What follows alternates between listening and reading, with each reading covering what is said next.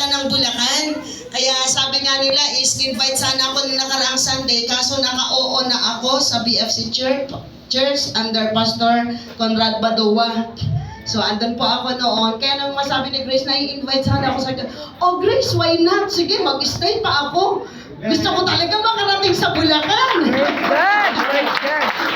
Eh mga kapatid, wala na plano si Pastor na uwi ng Bicol. Hindi, sabi ko gusto ko talaga makarating sa Bulacan. Gusto ko makita ang mga kapatiran. Sabi ko nga, nung nagkuha kami ng konting contribution, sabi ko, ganito ang prinsipyo ko. No need na antay mong maging mayaman ka bago ka tumulong. Amen. Kung anong meron ka, itulong mo na. So kaya kahit kami may plano din magpaayos ng church, eh alam namin, di pa naman namin naabutin talaga. So sabi ko, may konti tayo, sige tulong na natin. At least makabahagi. So hindi kalakihan, pero masaya po kami na nakabahagi sa inyo. At si Pastor Beltran, pag umuwi doon po talaga sila ni Sister Grace. Kaya sabi ko, family na, kaya nga yung mga anak ko, ano din nila yung mga anak nila. Sabi, Mama, magkakaibigan kami. O sige, maganda yan. O, kaya di nga natin alam, malay mo, pati sa mga anak, magkapalitan kami. Joke lang, Ben. So, salamat sa Panginoon, mga kapatid. Praise the Lord. Salamat, Pastor Bel Santiwala, Sister Grace. It's a great privilege for me and it's a pleasure na makatayo po dito. Huwag niyo lang akong titignan na tila ang tingin niyo is kasi baka mahiya ako dito. Baka maalangan ako. Ipang-feel niyo sa akin, komportable ako. Amen. Amen. So, tayo po'y magbasa na ng salita ng ating mahal na Panginoon. Lucas Kapitulo 10. Okay, so maglaktaw-laktaw lang po tayo para atin pong matipid ang oras. Lucas Kapitulo 10, versikulo 38 hanggang 42. Lagyan niyo na po ng yun sa magkakas ng verse dyan. Then, isunod po ang John 11, verse 1 to 3. Then, down sa 6. May copy naman na sila, no? 17, down sa 17, 20, 21, then 25 to 26. Then 32, 39, 43, 45. Then, yung last is John 12, 1 to 3, down sa 9 to 11. Okay. Start na po tayo. Lucas Kapitulo 10, versikulo 38 hanggang 42. Sa pag-ayon nga nila sa kanilang lakad, ay pumasok sila sa isang nayon. At isang babaeng nagngangalang Marta, lahat magsabi Marta, ay tinanggap siya sa kanyang bahay. At siya ay may isang kapatid na tinatawag na Maria, lahat magsabi Maria, na naupo rin naman sa mga paanan ng Panginoon at pinakinggan ang kaniyang salita. Ngunit si Marta ay naliligalig sa maraming paglilingkod. At siya'y lumapit sa kaniya at sinabi, Panginoon, wala bagang anuman sa'yo? Napabayaan ako ng aking kapatid na babae na maglingkod na mag-isa. Iutos mo nga sa kaniya na ako'y tulungan niya. Datapwat sumagot ang Panginoon at sinabi sa kanya, Marta, Marta, naliligalig ka at nababagabag tungkol sa maraming bagay. Datapwat isang bagay ang kinakailangan, sapagkat pinili ni Maria ang magaling na bahagi na hindi aalisin sa kaniya. Okay, punta tayo kay Juan, Kapitulo 11. Okay, verse 1 to 3. Down tayo sa 6. Okay, 11. Isang tao nga na may sakit, si Lazaro, lahat magsabi Lazaro. Na taga Betania sa nayon ni Maria at ni Marta na kaniyang kapatid. At siyon nga si Maria na nagpahid sa Panginoon ng ungwento at kinuskos ang kaniyang mga paa, ang kaniyang mga buhok, na ang kaniyang kapatid na si Lazaro ay may sakit. Nagpasugo nga sa kaniya ang mga kapatid na babae na nagsasabi, Panginoon, narito siya na iyong iniibig ay may sakit. Punta tayo sa 6. Nang mabalitaan nga niya na siya may sakit, siya ay tumahang 2 araw ng panahon niyon sa dating kinaruroonan niya. Punta tayo 17. Kaya nang dumating si Jesus, ay naratnan niyang 4 na araw na siyang nalilibing. Punta tayo sa 20 to 21. Si Marta nga, nang marinig niya si Jesus ay dumarating, ay yumaon at sumalubong sa kanya. Ngunit si Maria ay nananatiling nakaupo sa bahay. Sinabi nga sa kanya ni Marta kay Jesus, Panginoon, kung ikaw sana'y narito, disin ang kapatid ko ay hindi namatay. 25 to 26. Sinabi sa kanya ni Jesus, ako ang pagkabuhay na mag-uli. Amen. At ang kabuhayan. Right. Ang sumasampalataya sa akin, bagamat siya'y mamatay, gayon may mabubuhay siya. At ang sino mang mabubuhay at sumasampalataya sa akin, ay hindi mamamatay magpakailanman. Amen. Sinasampalatayanan mo ba ito? Amen. Amen. Then, punta tayo sa verse 32. Si Maria nga, pagdating niya sa kinaroroonan ni Jesus, pagkakita sa kanya, ay nagpatira pa sa kanyang paanan. At sinabi sa kanya, Panginoon, kung ikaw sana'y narito, disin ay hindi namatay ang aking kapatid. Punta tayo sa 39. Sinabi ni Jesus, alisin ninyo ang bato. Si Marta na kapatid ni ang namatay ay nagsabi sa kanya, Panginoon, sa ngayon ay napupulog na ang bangkay sapagkat may 4 na araw nang siya'y namamatay. Punta tayo sa 43 to 45. Nang masabi niya gayon ay sumigaw siya ng malakas na tinig, Lazaro, lumabas ka. Siya na patay ay lumabas, na natatalian ang mga kamay at mga paa, na mga kayong panglibing at ang kanyang mukha ay nababalot ng isang panuyo. Sinabi sa kanila ni Jesus, siya'y inyong kalagan at bayaan ninyong siya'y yumaon. Marami nga sa mga Hudyo ang nagsiparoon kay Maria at nangakita ang ginawa niya, ay nangagsisampalataya sa kanya. Okay, punta tayo sa 12, 1 to 3, then down sa 9 to 11. 6 na araw nga bago magpaskwa ay naparoon si Jesus sa Betanya na kinaroroonan ni Lazaro, na ibinangon ni Jesus mula sa mga patay. Kaya't iginawa siya doon ng isang hapunan. At si Marta ay naglilingkod. Datapwat si Lazaro ay isa sa nakakaupo sa pagkain na kasalo niya. Si Maria nga ay kumuha ng isang libra ng ungwento na taganas na nardo na totoong mahalaga. At pinahiran ang mga paa ni Jesus at kinuskus ang kanyang mga paa ng kanyang mga buhok. At ang bahay ay napuno ng amoy ng ungwento. Last 9 to 11. Ang karaniwang mga tao or karamihan, dapat ang ano doon kasi ang karamihan ng mga tao sa mga Hudyo ay naalaman na siya'y naruroon. At sila'y nagsiparoon dahil kay Jesus lamang, sabi doon. Sila'y nagsiparoon, hindi dahil, kinig ha, kay Jesus lamang, kundi upang makita nila si Lazaro naman na muling ipinangon niya mula sa mga patay. Datapwat nangagsangunian ang mga pangulong saserdote upang kanilang maipapatay si Lazaro. Sapagkat dahil sa kanya, marami sa mga Hudyo ang nagsialis at nagsisampalataya kay Jesus. Praise the Lord. Tayo po mga kapatid ay manalangin. Dakilang Diyos, maraming salamat sa pribilehiyo. Hindi ko plinano, pero Diyos, pinagkaloob mong nakatayo ako ngayon sa harapan nila. We believe na ikaw ang may plano. Ikaw ang may kalooban. Lord, nandito ang iyong munting lingkod. Langisan mo po ako. Magsalita ka. Gamitin mo lang po ako, Panginoon. Lord God, I pray na pagpalain mo ang church na ito habang nakikinig ng iyong mga salita. Habang itataas namin ang iyong pangalan. And I pray, Lord, na i-paralyze mo ang mga evil spirits na hindi makakilos sa lahat ng narinig ko. Cover us, Lord, by your blood. In the name of Jesus Christ we pray.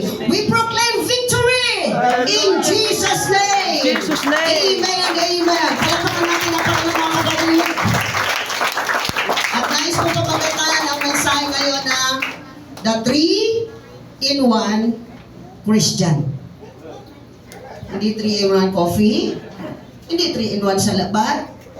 May 3-in-1 na yan na coffee. May sugar na, may gatas na, may kape pa. Kaso di lang sila nasapat sa 3-in-1. May 4-in-1, 5-in-1, 6-in-1, dami na. Pero ang original niya 3-in-1, di ba? O, kaya kung merong mga ganon, meron din tayong 3-in-1 Christian. Sino yung tatlong tao na natandaan ninyo na binabanggit natin? Si Maria. Si Marta. Marta, Si Lazaro. Maria, Lazaro. The 3-in-1 Christian. God bless you po. Makakaupo na po kayo. Praise the Lord. Thank you, Jesus. Nais ko pong ipaabot sa inyo na sa isang mananampalataya, hindi ka ganap na mananampalataya or matured enough kay Lord kapag isa dyan ay mawawala sa'yo. For you to be a complete Christian, dapat nasa iyo si Marta, nasa iyo si Maria, nasa iyo si Lazaro. Isa dyan ang mawala, immature ka pa. Amen. Si Marta, kung ating titignan, doon sa binasa natin, pagdating ni Lord, nagkanda-ugaga si Marta. Nagtrabaho siya, ang pakakainin niya, nagluluto siya, gumagalaw siya. Isanabi ba naman nila ni Lord, di ba 12 plus si Lord 13, na puro lalaki, madalas pa nagugutom, nagfasting, aba malakas kumain yun. Si Lord kumakain din, nag-anyang tao eh. So kaya si Maria, imagine ninyo, hala, talagang magluluto siya sa 13 katao, plus sila 3, 16. Kung may bisita pa o kapitbahay pa na nagusyoso, makikikain. So, imagine niyo na si Maria, si Marta talaga naggagagalaw. At nung napapagod na siya, sabi niya, Lord, pwede ba naman sabihin mo dyan kay Maria, sa kapatid ko? Hahayaan mo pa, Lord, na ako napapagod na ako mag-isa. Sabi niya, pwede ba sabihin mo, tulungan niya ako? Pero sabi na pa nun, Marta, masyado ka pala sa maraming bagay. Sabi niya, alam mo ba na pinili ni Maria yung pinakamahalaga sa lahat? Na ang bagay na yan, ipinili niya yung bagay na hindi makukuha sa kanya.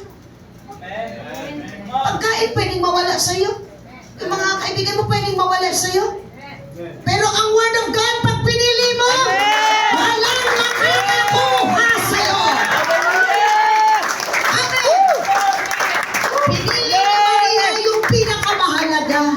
Praise God. Diba? O ngayon, tignan natin. Si Marta, makita mo is masipag na tao. Ulitin ko, silang 3 dapat nasa sayo. Isa dyan ang mawala sa'yo, hindi ka balanseng Kristiyano. Kung masipag ka lang dumalo, masipag ka lang sa Bible, ang tamad mo sa gawain, hindi ka makalinis ng church, hindi ka mautusan, hindi ka malang makagawa. Ang galing mo tumugtog, ang galing mo umawit, ang tamad-tamad mo naman sa bahay mo. Hindi ka balanse. Ang sipag dapat, hindi lang sa church, kahit saan ka ipato na lugar, masipag ka. Dapat marka ka. Dapat aasahan ka sa mga trabaho, sa mga gawain bahay. Hindi sa mic lang, hindi sa Bible lang, hindi sa keyboard lang, hindi sa gitara lang, wala sa drums lang. Dapat magaling ka rin maging marka.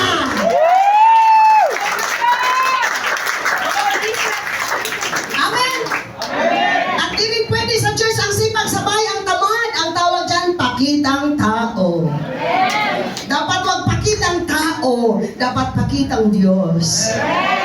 Dahil kahit anong ginagawa mo, di ka man ma-acknowledge, ma-appreciate ni Pastor, pero gumagawa ka. Kitang-kita ka naman ng Panginoon. It is recorded. Kaya ang tao na gumagawa taos puso sa Diyos, kahit walang nakakakita sa Kanya, nagtatrabaho yan. Dahil alam niya na nakikita siya ng Panginoon.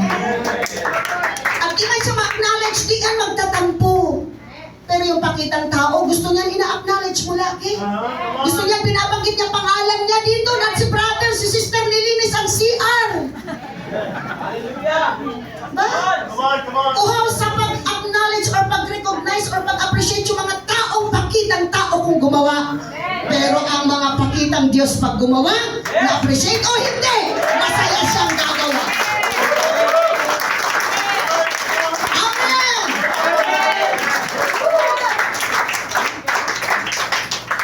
Nawa sa pag-uwi ko ng Bicol, mabalansin na, Pastor. Amen. Martha. Now si Martha, pag tinignan natin, napakasipag. Pag tinignan mo na naman, nung nabalita na parating na si Lord, ala, si Maria, nakaupo lang si Martha, sumalubong talaga siya. So, doer, goer, server, industrious. Si Martha, masipag. Kaya makita natin sa mundo, well, hindi masama ang masipag, tandaan nyo ang mas masama yung tamad. Ay, napakasama ng tamad, Pastor. Ang tamad, gusto niyang kain tulog.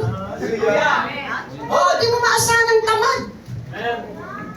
Kaya kapag tamad ka, you need Martha sa buhay mo. So sa mundong ito, mga kapatid, makita natin, sobrang sipag naman ng mga tao. Pag in-invite mo, no time. Bakit? Hanap buhay. Sabi nila, kahit linggo kumakain, kaya dapat maghanap buhay. Kaya pag pinasdan mo ang mundo, ang hirap i-invite sa Bible study. Kasi hanap buhay, hanap buhay, hanap buhay. Pag inisip mo, ito mga tao naman, tignan mo talaga. Hanap buhay, wala nang panahon, hanap buhay, hanap buhay. Tapos tabi ng pera, tabi ng pera, tabi ng pera. Nung matanda na, nung may mga maintenance na, nung marami ng gamot, yung pera nahuhugot. Sa kanya rin napunta. Pero Hallelujah! kung magsisipag ka kasama mo ang Diyos, iingatan ka ng Diyos. Kaya mga pinagsipakagan mo, mapaubos sa gamot. Diba, puro sipag. Sabi ko nga, o sige, hanap buhay. Well, di masama maghanap buhay. Pag di ka naghanap buhay, mamatay ka man. Ano, kakain ka, di ka man nagtrabaho? Sabi ng Bible, sa pawis ng mukha mo, kakain ka. Eh, pastora, totoo po, nakikain po ako, pawis na pawis po yung mukha ko. Mainit yung sabaw eh. Yung mga tamad, sabi ng Bible, huwag pakainin. Kaya masarap maglagay ng verse sa kusina, sa tapat ng kaldero. Yung 1 Thessalonians, anong verse ba yung pastor? Akin na nga yan. Yung 2 Thessalonians 3:10-12 yata yun. Tapos sa Pilipos 3:18-19. Tapos sa Titus 1:11-13. O lagay mo lahat yan doon, baka mahiya. Na ang tamad, huwag pakainin. Diba? Ang may matinding katamaran yung doon yung sa Creta, yung napastoran ni Tito. Oh my God, sabi ko, Diyos ko, kung ganitong mapastoran ko, problema. Mga chismosa, mga mapakialam sa buhay ng iba, ang tatamad, pero masisiba. Ini-imagine ko, paano, saan sila kumuha ng sinisiba nila? Ikaman, aba, baka mahilig makikain. Sabi nila mga tamad, mga matatakaw. Oh my God, mapakialam sa buhay ng iba. Sige nga, pastoran mo yung ganon. Kaaga-aga, di pa nagbalis, nasa kapitbahay na. Alam mo, kagain, tinitin sa mo. O nga, hindi pa nakapagmunod. Walang nasyaki. Mga ganyan, mahilig makikain. Meron na akong alam, di ko sasabihin na lang ha, baka may marites dito. May lugar na pag may patay, Pastor Ray, para pag ang lahat na lang doon makikikain. Umaga, tanghali, gabi. Kaya kung naglimos ng halagang 100, yung kinonsumo halagang 1,000 mahigit. Nakatulong? Hindi. Nakapabigat pa. Doon na mag-almusal. Alam, lalo kung buong pamilya. Eh kung 1 week nakapuro, wala pa magtabaan. Pastor, wala dito yan, ha? Nakakaya. Born again, Diyos ko po. Kulang na siguro mag-pray siya na naman kaya may patay. Ha? Na makikikain. Tapos mga ini-invite. Yoy, sorry ha, pag kami mga handaan, di kayo invited, mapa-birthday yan, masapatay yan, kaya ano yan, di magkamag-anak, huwag kayong pupunta. Eh, puro delikadesa, di ka naman in-invite. Tapos nangunguna ka pa sa lamesa? Buong pamilya, mga sinabubul na ganyan sa gaya-gaya. Hala!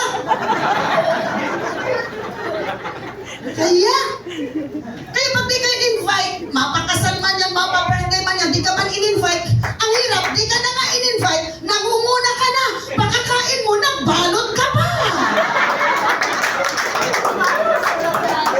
Ang kapal! Wala dito yan, Pastor! Wala dito yan! Di na in-invite, nanguna na ng kain, tapos nagbalot pa! Oh my God! Tapos sasabihin, born again! Sabi dun, magsigawa kayo. Tapos maging mag-aral kayo, maging matahimik, huwag mapakialam sa buhay ng iba. Magtrabaho kayo, magpagal kayo, para may kainin. Amen. Ang masaklap naman ang mundo ngayon, puro na lang isip din pagkain, kaya puro anak buhay, invite mo sa church, no time. Kasi tignan mo, mula magkalaala na ng isip, trabaho, hanap buhay, hanap buhay, hanap buhay, Lunes, Martes, Merkulis, Huwebes, Biyernes, Sabado, January, February, March, April, December, 2000, hanap buhay, hanap buhay, hanap buhay, hanap buhay, hanap buhay, wala nang thank you Lord, hanap buhay, hanap buhay, hanap buhay, hanap buhay na matay. Hanap buhay nanay namatay sa kakahanap buhay na hindi na hanap ang buhay. Dahil ang tunay na hanap buhay ay ang mahanap mo. Amen!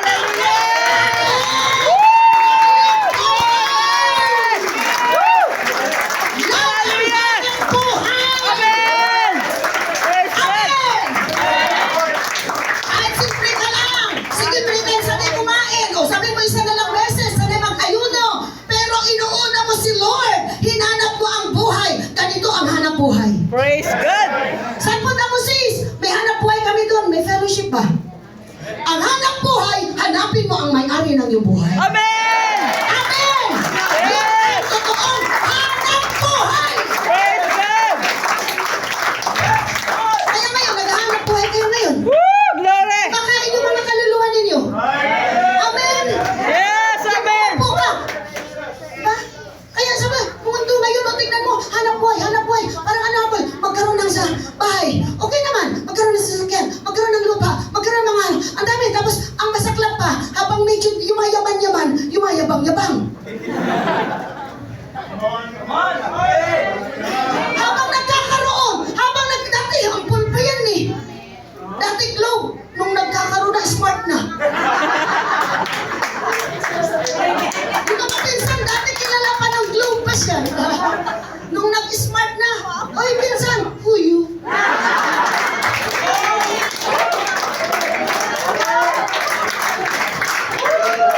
Nagkaroon lang pinasok ng hangin.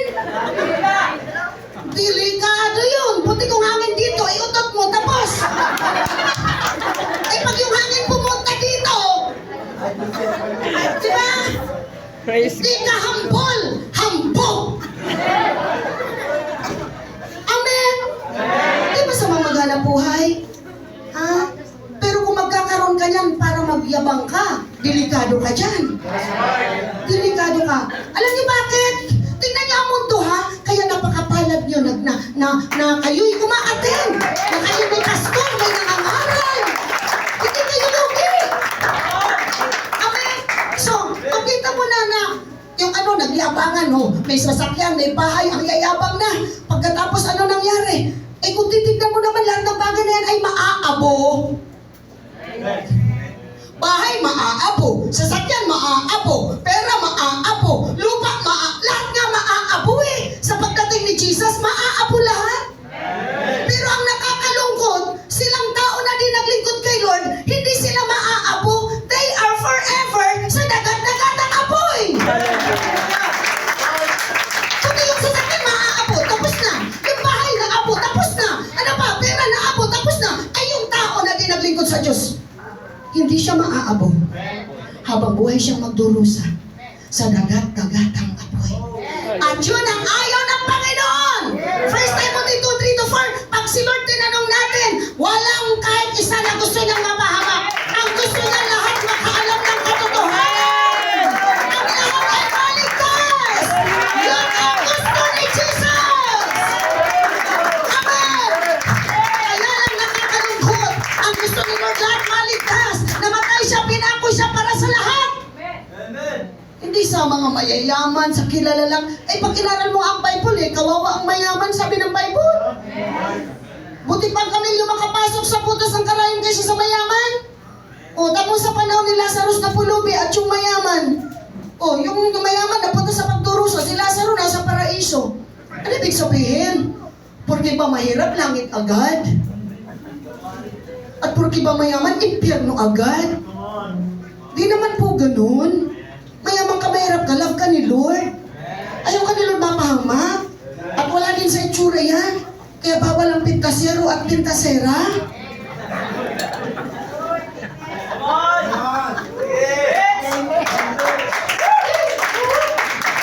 Kasi, yung kunyari, may painting kayo nakita, ang ganda-ganda, hinangaan niyo. So, alin yung hinangaan niyo? Yung pintor o yung big paint niya? Di ba yung nag-paint? Yung tao? Ngayon nakita mo, ay ang pangit naman ang pagkaka-paint niyan. So, sino ba pinintasan mo? Yung pinaint niya o yung pintor? Pintor! Kaya huwag kayong pintasira, pintasiro. Lahat tayo, ang architect nito ay si Jesus. Si Lord ang may gawa nito. Amen. Yung itsura natin pag nagsalamin ka, kaya wala kang karapatan porque maputi ka, maitim yun, namintas ka na. Oo, porque yung ilong mo na vulcanize, siyam na platan.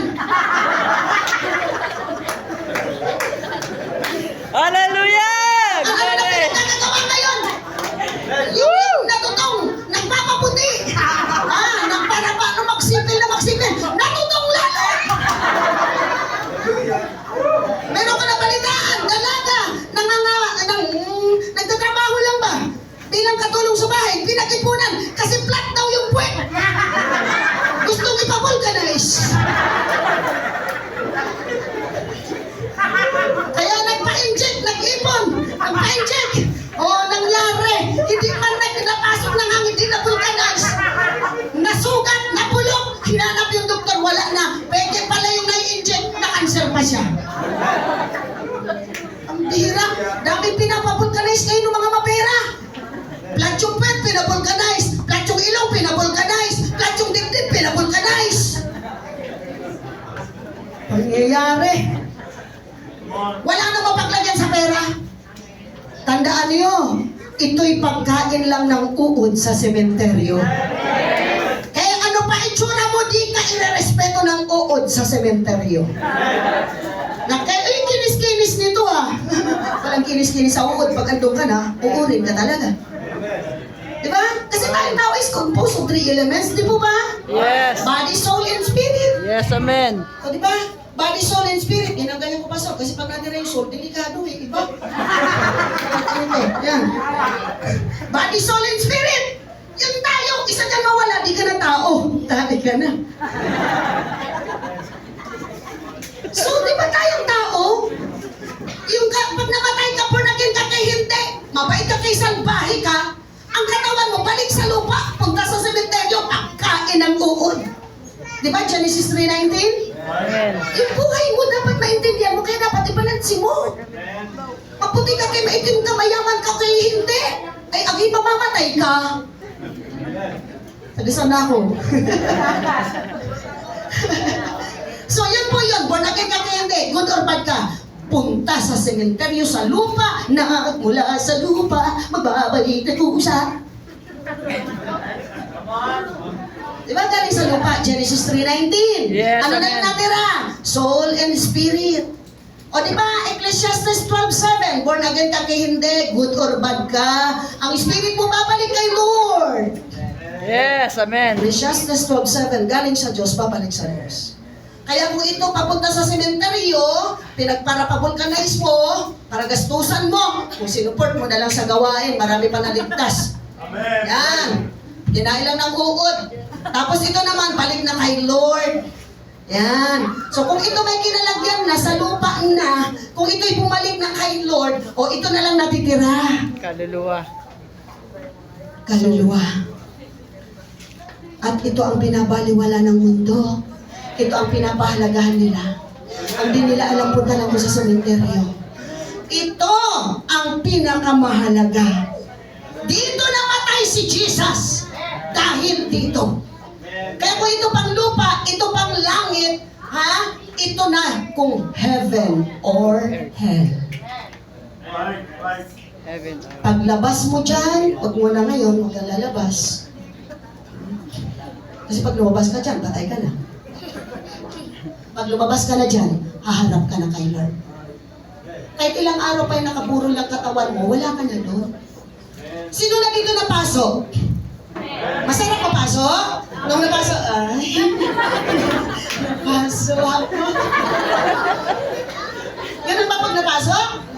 Kaya natalsikan ng mantika, ay, natalsikan ako, lapnos ko. Di ba, pag napasok, ay, yan, mas pumurahin na yung baga. Wala mang kasalanan yung baga. Kasalanan mo, inapakan mo. Diba? Magtinigling na dyan, kalukso-lukso, baga pa lang yun. Yung impyerno, yung dagat-dagatang apoy, yun ang ayaw ng Panginoon mapunta ka doon. Kaya binigay niya ang kanyang buhay para sa'yo. Amen! O, sino na dito magmamadali? Yung kinigising, nag-aana, nahiwa, meron? Anong nahiwa? Uy, nahiwa. Ano ang sabihin mo? Aray! O, yun na yun.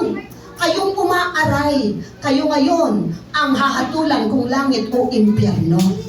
Ang katawan mo, pagkain ang uod sa sementeryo, ang espiritu mo babalik kay Lord. Ikaw, ihanda mo sarili mo, sapagkat di mo alam kailan ka lalabas dyan. It is appointed unto man once to die. And after this, the judgment. Kaya yung nakakaramdam, yung may 5 senses, nakakakita, nakakaamoy, nakakarinig, nakakalasa, nakakaramdam pag napasok, yun ang the real you. Yan ang kaluluwa. Kayo ang kausap ko. Ang katawan nyo ay bahay nyo lang yan. Amen! Kayong mga kaluluwa na sa loob ng katawan, kaluluwa kayong buhay na mayroong katawan. Kayong mga kaluluwa ang tinupos ng Panginoon sa krus ng Kalbaryo. Di na maawat na papunta sa sementeryo kahit po na kayo napunta sa sementeryo. Alin ang inaawat ng Panginoon? Ikaw na lalabas dyan na huwag kang mapunta sa dagat-dagatang apoy. Sapagkat ang impyerno o dagat-dagatang apoy ay inihanda ng Diyos, hindi sa tao, kundi kay Satanas at sa kanyang mga anghel. Kaya lang nakakalungkot, maraming taong mapupunta doon sapagkat ayaw sumampalataya sa Panginoong Heso Kristo.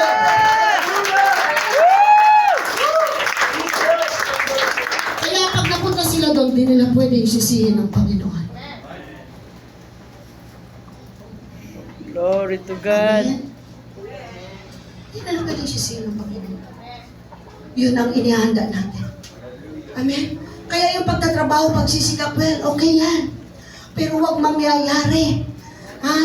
Nasa kasisikap mo, wala na. Tandaan nyo, si Marta, si Maria, si Lazaro. Si Marta masipag, good yan. Magsipag po kayo. Amen. Si Maria naman ay tumutukoy siya doon sa Matthew 6:33. Seek ye first the kingdom of God and His righteousness, and all these things, pagkain, pera, bahay, sasakyan, all these things shall be added unto you. Ang main menu ay ang mag-serve ka kay Jesus. Yung mga material na bagay, mga additives lang yan. Additives! Ang mundo baliktad, inuuna yung additives. Yung mga sahog. Yung main menu, wala man talagang sarap pag walang sahog. Kaya lang magluto ka nga ng ulam na puro sahog, walang menu yung ulam. Puro lang inisa mix, sibuyas, bawang. Ano niluto mo? Ano menu mo? Ingredients. Ricardo. Di ba pampalasa lang naman yun? Sa buhay natin, yung sasakyan, bahay, pera, parang pampalasa lang sa buhay natin.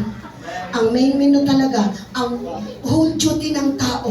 Bakit ka andito? Para magbigay ka sa Serve the Lord. Panginoon. Para wag ka mapunta sa dagat-dagatang apoy. Hallelujah.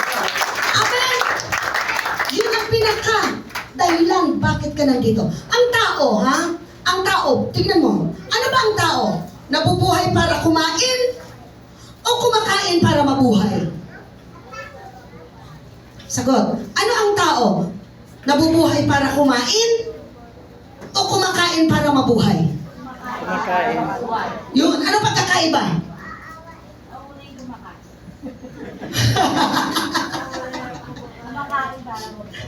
Ano pagkakaiba? Kumakain ka para mabuhay? O nabubuhay ka para kumain? Sabi nila, nauna lang yung kumakain. Ang laki po ng pagkakaiba. Yung kumakain ka para mabuhay, isang part yung pagkain sa buhay mo. Part lang. Pero kung nabubuhay ka para kumain, yun na ang purpose ng buhay mo. Kaya ka nabubuhay, kumain ng kumain ng kumain ng kumain ng kumain ng kumain ng kumain ng kumain ng kumain kumain. Yun lang ang purpose mo, kaya nabubuhay ka para kumain. Very wrong. Ang pagkain, isang part lang para mabuhay tayo.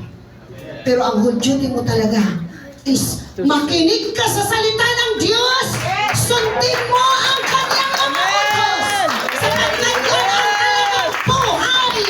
Sapagkat ang buhay dito sa kabila ay temporary. Mayaman ka, mahirap ka, temporary. Amen. Kaya tandaan ninyo, ano bang meron tayo? Hindi tayo dapat magmataas, magmalaki. Hoy, nagsikap ako, kaya ako nakabili ng bahay. Hoy, nagsipag ako, kaya ako may sasakyan. Hoy, nagsipag ako, kaya gumanda ang buhay ko. Kaya naman ang yabang mo kasi feeling mo, dahil sa'yo kaya ka nagkaroon. Pero tandaan ninyo ang katotohanan, dahil sa Diyos kaya ka nagkaroon. Iniwalaan ka ng Diyos.